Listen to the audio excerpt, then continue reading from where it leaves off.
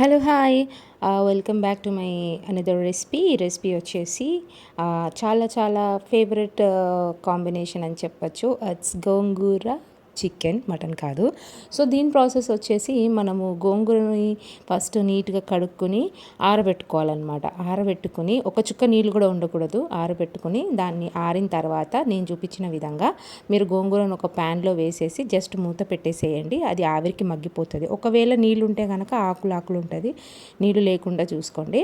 So దాన్ని మనం ఇంకా గ్రైండ్ చేసే అవసరం లేకుండా మనం డైరెక్ట్గా ఆ ముద్దను అనేది చికెన్ ఉడుకుతున్నప్పుడు వేసేయచ్చు అనమాట. సో ఇదైతే నా ప్రాసెస్.